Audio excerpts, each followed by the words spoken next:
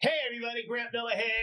Miami Community News. I'm with Joe Sanchez. As always, a pleasure. Grant, always a pleasure to see you. What do we call you? Do we call you officer? No. Do we call you commissioner? Do we call you Joe? Just Joe. Plain Joe. You know, speak about that. You're a state trooper. Titles mean nothing. Right. State trooper. Yes. How many years? State trooper on and off for 36 years, man. I graduated well, first of all, I came out of the service, the Army Reserve. And I applied with the Florida Highway Patrol. Right in front of Miami High was the old FHP station. Right there. Yeah, right across the street. And I went and applied. And I remember when the first day I walked in, back then, you had to be 6 feet tall. And they had that measuring line where you had to like walk through it and touch the little thing. Right. And you stuffed your shoes? Oh man, I had to lean up a little bit, but I got in. I got accepted to the academy. Went up to Tallahassee, graduated from the Florida Highway Patrol Academy, and make a long story short, you're talking about on and off 36 years with the Florida Highway Patrol. Did just about everything in the Florida Highway Patrol. SWAT member. Okay, and I ended up being the PIO for the Florida Highway Patrol. I got ADD. The mayor of Florida City. Yes. Charlotte Thompson. Yes. Dear friend of mine. We worked together. She was my lieutenant. She is one incredible person. Yes, she is. So let's find out who Joe Sanchez is. Elementary school. Where'd you go? Coral Elementary. Who's your favorite teacher? Coral Elementary was Mr. Selesky.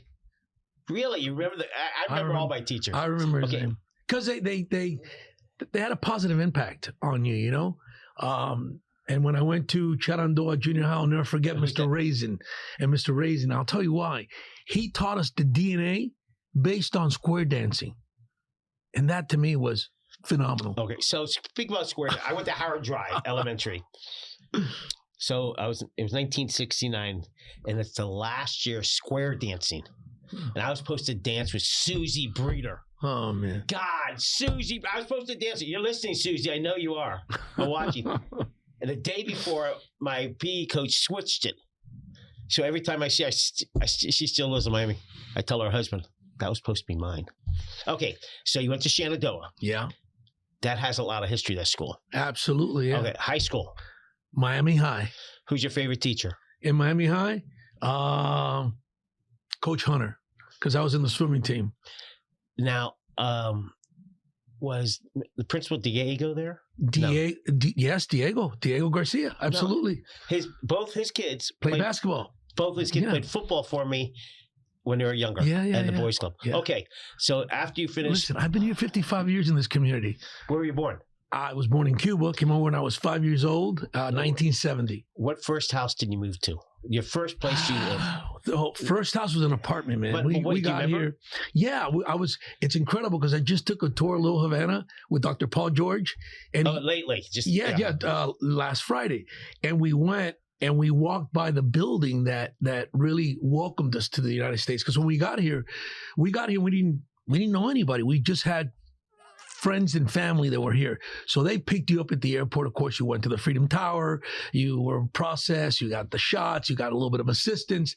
And then they would take you to where they were living. And so we either, stayed at their place in a little one-bedroom apartment till my parents were able to go out and work. And then we rented an apartment in the same building. And then they were there for 5 years. And then in 5 years, my parents who were, hard workers, were able to buy a property on 13th and 13th, where my mom still lives there today. Wow. Speak about 8th Street, the Bay of Pigs Museum.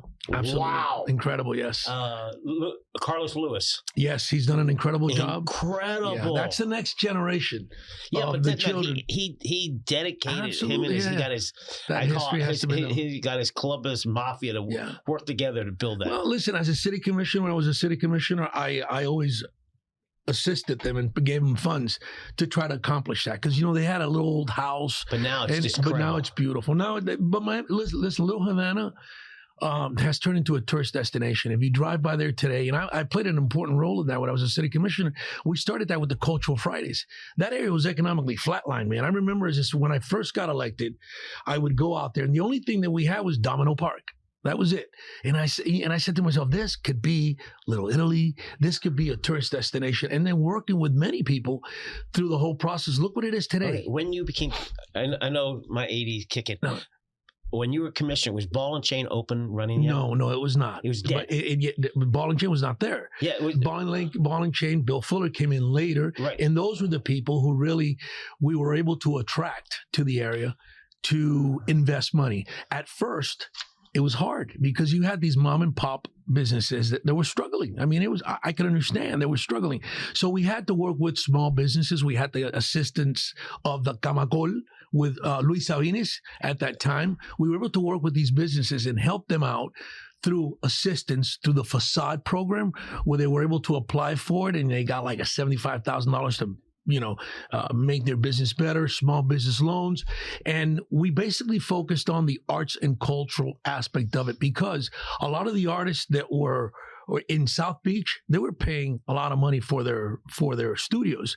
And we came up with this concept, working with FIU students in the redevelopment of that area, to be able to attract them where they were, that not only did they get many assistants, but the rent was much lower. So they started to come into the area, and based on that, because Little Havana, nobody really wanted to be there. No, of course. Listen, when I would go out there and look, you had crack addicts, you had prostitutes. It was economically flatlined. And then the first thing that we did was the Tower Theater, which was very historic. Yes. That's where I remember going to see Jaws and Rocky. Those are, and my parents used to go there when they got here from Cuba, because it was the subtitles in Spanish. So they were able to go there and enjoy a movie. So just listen, Little Havana to me is, I've never left it, although many of my friends have. I've always stayed behind. Well, I don't know the name of the restaurant. It's right across Domino Park. It's a restaurant, but I call it a museum, because inside they have all this old artwork. Cuauhtémoc. See, it's like I kind of cheat the system. I pull up to a Azuka ice cream. Yes. Illegally. I pop my trunk. If any police officers paying attention, I pop the trunk, put the hazard on. And you go get an ice cream. So it looks like I'm unloading. They see me get out of the car. They already know what I want. I get my ice cream, boom. Susie Battle, who owns Azuka Ice Cream, dear person, and Bill Fuller and his team has really helped Cayocho. Well, investors, listen, and it continues to grow. It continues to thrive. And especially the small businesses, those are the people that have really now invested money into. Listen, let me tell you, one time it was hard. It was hard. They would at 5:00 they would close their business, put the shutter down, and turn off the lights. It was dead. And it was dead. And I said, listen, we can't. The first thing we need to do is we need to bring in the police. We need to work with security, making it safe. Then we need to make sure that the lights are on and there's activity. And once there's activity in an area, and once again, through the hard labor of many, because I don't take credit for it myself. There were a lot of people, Paulo Canton, Casanova. These are some of the business leaders that really put the money in through the assistance that they got, but they really did the hard work. That Friday night again, bring up that Friday night. Viernes Culturales. It stopped for a while, right? No, it's still going on. It's still going on. It was never turned. I mean, other commissioners took it, Frank Arroyo, Joe Carroyo. They took it on, and now it's been turned over to Bill Fuller and his group, and it's doing well. I mean, I was just back there, and it's incredible how people show up. Yeah, and the food is great. And it's not just people, it's not just Cayocho people. Everyone from all the Dade County come in for it. We need to do more of that. Listen, at one time when we were working, we had a trolley that would come from Little Haiti to Little Havana, and it needs to grow. It needs to grow to Flagami, where you could get on a trolley. I like Flagami. See, you're a Miamian. Yeah, I am. Listen, Miami. Right, exactly. And that's in honor of my dear friend J.L. Plummer. He used to say Miami. Yeah, well, he used to see me and go, I'm dying to see you. So, all right. So 8th Street is Cayocho. It's really the heart and soul of Miami.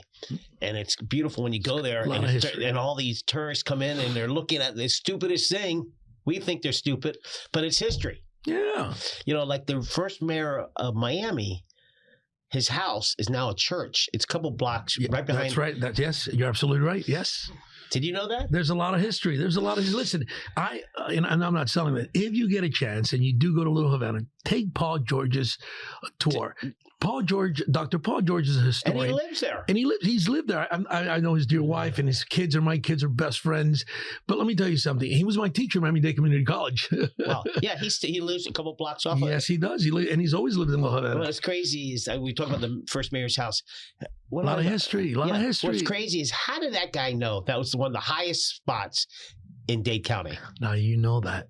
Yeah, it's one of the. It's what was it? The conch. They used to throw the conchs there, and that's why it's so high. That's what Dr. Paul George told me. Oh. So it's one of the highest points in Miami. In case there's a flooding, he's never going to get flooded. That's correct. All right, so let's get back to you know where you went to elementary school and high school. You went to Miami-Dade, you said? Miami-Dade Community College, yeah. Do you have a downtown? Favorite? Oh, downtown. Downtown, yeah. It was called Miami-Dade Community College back then. Now it's called Miami-Dade College. I get a little. They took the community off. The president, she had shirts that says "I love Hialeah," and it had just the Miami-Dade logo, and she changed it and said Hialeah College. They're everywhere now. Yeah, well, but back then I think it was just each one. Kendall campus. It was downtown, Kendall campus, and was the North End. North End. Yeah. Day North was the first one. Wasn't there? Okay, so all right. So after Miami-Dade, what happened? That's it. You know, I was a state trooper. And you said you were off and on state trooper. You did it for how many years? No, well, listen, I was president of Homeowners Association in the Roads. I was very, very involved. Back then, the city in 1998, of course, there's a big scandal and certain commissioners get arrested, including some city managers. And I was running for a House seat at that time because I was very involved with the Florida Highway Patrol. I was the senior vice president of the Florida Highway Patrol chapter PBA. So I was very involved. And I was given the honor of being appointed at that time, but I wanted a special election because there was two people, myself and Miriam Alonso's daughter, who were running for that seat. And I ended up being appointed to the city commission. And I got to the city commission, and I'll never forget this. My wife told me, "You really want to do that?" The city was economically, the city was in a $68 million deficit. We had an oversight board placed by Governor Childs. And it was a tough decision for me to make. And I said, look, if I have an opportunity, this is an opportunity where I can make a positive change and go in. And that's where I really learned. I mean, I got into politics. I was a state trooper. I didn't know what balancing a budget meant and all the departments. And back then, the city's budget was $500 million. It was $500 million. It was nothing compared to what it is today and the spendings that the local government. It's crazy. It's absurd. It's absurd. Look at the county now. The county's at $13 billion. It's unbelievable. The more money you give government, the more money they're going to piss off. All right. So you were elected official for 11 years? Yeah. Well, yes. And then I had an election, I think like 6 or 7 months, and I was elected twice, and I served the city for 11 years as a city commissioner. I was the chair 2 years out of the 11. Tremendous responsibility, but I learned a lot. I really learned, and always serving honorably. I've never had any scandals. I've never been arrested. I've never been charged with anything, because I feel like I've always been a public servant. You know, even in the service, coming out as a state trooper, and then when I ran for mayor in 2009 and I lost, I went back to what I enjoy doing the most, which is the Florida Highway Patrol. And when I got back to the Florida Highway Patrol, I was giving the opportunity to be the PIO. So I spent many, many years in front of a camera. And then you worked for Lieutenant Governor. Yes, as a matter of fact, at one time I was a sergeant at arms for the Lieutenant Governor. We got to circle around this. What a pick! We were so blessed. Whatever DeSantis and her, we were blessed to have her run FIU. Oh, absolutely. It is just. She's an alumni. She's very dedicated. But she's very dedicated. Listen, I know her and I know her family. She is a very decent person. I'll tell you that for me, it was an honor to work for her. A very hardworking individual, and I'm so proud of her of her accomplishments. Everything she's doing is touching is like gold. Absolutely, she's just incredible. They're blessed. FIU's blessed to have her there. Right. All right. So you got 2 kids. How old are they? Four kids. Sorry. Yeah, 4 kids. 4 kids. Well, let's start off with Lucas. Lucas is 32 years old. Then Elisa is 27. Lucas is he's an attorney. Graduated from Belém. He's an attorney. Belém.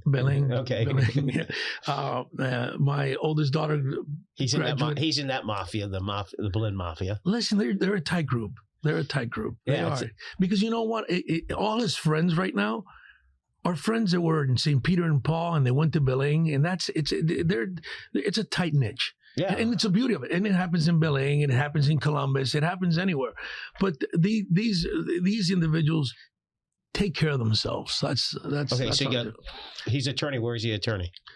Vegas. He's in a firm in Coral Gables. Okay. Yes. And then I have Elisa, my oldest daughter. She's in Orlando. She works in Orlando. And then Vinny, who graduated from Cornell, and now he's going to medical school at UM. And wait. His last name is what? No, his name is Vicente Sanchez, but I call him Vinny. Wait, he's related to you. Yes. He went to Cornell. And he's going to law school. No, he's going to medical school. Medical school. Absolutely, yeah. Wow. And he graduated from Belém. Holy cow. That. Yes. I mean, first of all, top-notch undergrad. Yes, but listen, you know what? People would tell me, why do you work so hard off duty? Most of my money went to my kids' education. Well, because I felt it was important. You know why I did that? Because when we got here from Cuba, my parents didn't have any money. I couldn't go to a good school. I went to public schools, but still, hey, don't criticize Shenandoah. I don't. And Miami High Stingrays. I don't, and I succeeded. That made you street smart. And I did very well. Yes, absolutely. But the education that I got through the public schools, I felt that there were times that I got left behind. You know what I mean? And I could tell you, athletes that I've known that were very athletes, know that feeling. And they were left behind. I mean, I was in high school, and thank God that I was a good student. I focused on my studies, but I had people that were my grade that were reading in a 7th grade level, and they were just passing them along. And I said to myself, "That's incredible." Okay, so that's your third child. Yes. My fourth is she's a senior at LaSalle High School. Yeah, she graduates this year. We just had the ring ceremony. She's a going to graduate. Senior. Yeah, she's going to ring ceremony. She graduates next year. To get the ring this year. Okay, yeah. So, all right, so incredible. 4 children with the same woman. Now, I don't know. That's impressive. Yes. Impressive. All right. Raising children, you wonder back when you were a kid, did my parents, are they doing it right? You're thinking, why are they disciplining me? And look what happened. Your parents disciplined you, and you're raising great children. I was disciplined, my friend. My father was a strict man. There was nonsense. Were you hit by a paddle or a belt? I was hit by just about anything. Forget paddle or belt. My dad, all he had to do is just look at me, and I knew it was coming. Well, but you know what? I'll tell you a story, and it's my brother's story. And I have an older brother. When we got here from Cuba, we get invited to a friend's house to eat. And I'll never forget this. We get there, and there's a bowl of salad, and there's boiled eggs on top. And we sit down to eat, and my brother was like, "Oh, can I have an egg? Can I have an egg? Can I have another egg? Can I have another egg?" And my dad would just look at him. And he made such a scene. My dad didn't say a word. "Oh, I want an egg." And he threw a fit over a boiling egg. Well, guess what, buddy? When we got home that night, my dad told my mom, "How many eggs are in the fridge?" "Oh, we have about," boil them all. My brother's 65 years old today and can't see a boiled egg. Okay? But that's how my father was. Okay, I was a 4th boy in my family.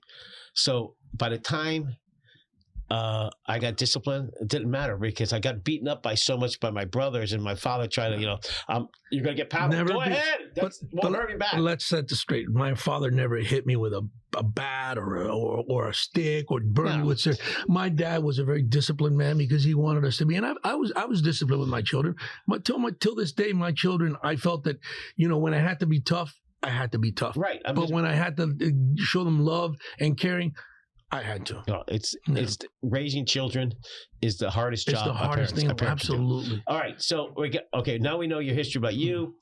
What are you going to do when you get elected? What will you do different this time than the last time that I ran? No, as a city commissioner. As a county commissioner. Let's focus on one thing that I think we all can agree on. We have a government that's disconnected with the people. Let's agree on that. If you go to the county commission like I have to address the county commission, you felt like the decision's already been made. You're wasting your time. It's already been negotiated, the backroom deals, whatever you want to call it. Also, the transparency in government is not there anymore. I mean, the accountability is not there. I mean, you wrote a great article that I read about budgets. I mean, today's world, the budget, you have to be almost a Harvard graduate to be able to go through the county budget and analyze where they're spending their money. our money, not their money, taxpayers' dollars. So I think as a county commissioner, I'm going to be very fiscal responsible. And I think I've learned that from experience as a city commissioner. Listen, you'll learn. I just retired after 36 years. Do I need this? No, I don't need this. You want this? No, I am running, and I want people to understand this. I am running because I don't agree with the system. I want to challenge that system. And the system starts where right now, in the last 5 years, the county commission has appointed 3 commissioners when they should have had special elections. And we're about to have a 4th now with Oliver. So what's happening in that county is that some commissioners, and I'm not saying all because you do have good commissioners there, but some commissioners care more about their pockets and their power than anything else. They care about the next election, not the next generation. Right. Your district is pretty unique. It is. Because you got the poorest of the poor. Yes. And you have a very wealthy district. The whole thing. You get poor of the poor. So it's hard. It's not like you could say, hey, this is good for it. You have to. But it's got to be in Miami-Dade for everyone. Correct. I mean, everyone has an opportunity to stay here and not be pushed out.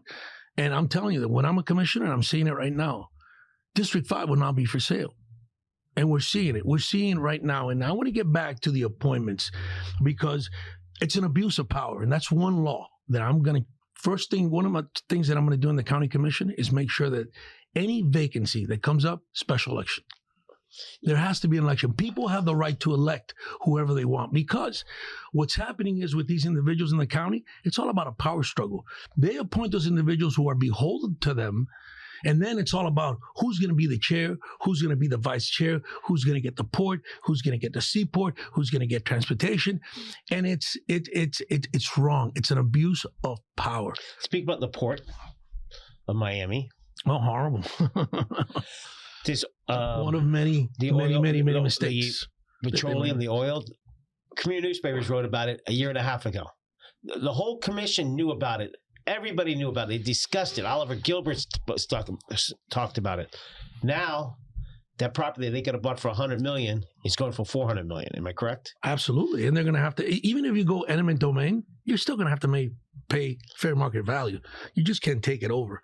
So yeah, it's just one of many, many mistakes that the county has made. And they don't have to build. They could. The reason they want it there is because it's already built. They can build one on their own property, but they're not going to. But listen, what are you going to do with the cruising industry? You know, we're a service-oriented community. We live off tourism. We live on. Once again this year, we beat the record of tourists coming to Miami-Dade. We are a service-oriented county. A lot of people don't realize. They go, I don't have tourists in my business. Tourists are all over the place. Oh my gosh! Like this FIFA coming around, they're all over Dade County. Listen. People need to understand that if a tourist comes here and he stays at a hotel, he's paying a bed tax. If he's buying a drink, he's paying a beverage tax. Yeah. He's paying taxes, and those taxes are later used for the betterment of our community. So we must welcome, and not only welcome, treat them professionally and nicely so they keep coming back. Yeah, people think, well, they're a cruise. Well, people come in, they go to the Keys, they go to the Everglades, they stay at little motels, Airbnbs, they stop at a little restaurant. You know, restaurant owner does not know if it's a tourist, he just knows somebody new came in. So what other issues do you see? You've got money issues. Accountability-wise, yes, a big problem. The county continues to spend, and listen, more than it should. And a lot of I'll give you a perfect example. 2 years ago or a year ago, the county was in a shortfall of what, $300 million? Right. Oh my gosh. Oh, we're going to have to cut services. We're going to have to cut this. They found the money in less than 30 days and they didn't fire anybody or cut anybody's services. Well, that's the reason part of my story that I write about. Why does the commissioners hear it? Why can't they see the planned budget now so we can start dissecting the issues and finding where we lose money? Grant, it's designed to keep people in the dark. Okay? They don't want you to know how the money's being spent. And the commissioners get that, how many days before? I think there was a legislation passed where they had a certain amount of time for them to review it. Right. So when you get a budget that is $13 billion and all the departments that are involved and all the money is spent and all the federal money that comes in and the state money that comes in, you really have to sit down with your staff and really go through it and analyze it. Because if there's one responsibility that you do have as a county commissioner, is that you have to approve a budget. That's the biggest thing. Absolutely. But then it's a budget that continues to grow and grow. And I'm telling you from experience, the more money you give a government, the more money it is going to spend. So you, as a commissioner, 11 years. Yes. 11 budgets. I balanced 11 budgets and said, and getting back to 1998, the year that we had the oversight board placed by the governor, $68 million deficit. Now, you could say $68 million isn't much money, but back then it was. Okay? And still, back then, we did the same thing. We didn't fire anybody. We didn't cut services. Who was the mayor? Carroyo. Carroyo was the mayor back then. Well, Xavier was there, and then Xavier was removed. It's just typical city Miami. Yeah, right. But listen, through the city, I had the experience to really learn a lot. I did. One of the biggest responsibilities that I took on was that I was the chairman of the Downtown Development Authority. You heard it going there.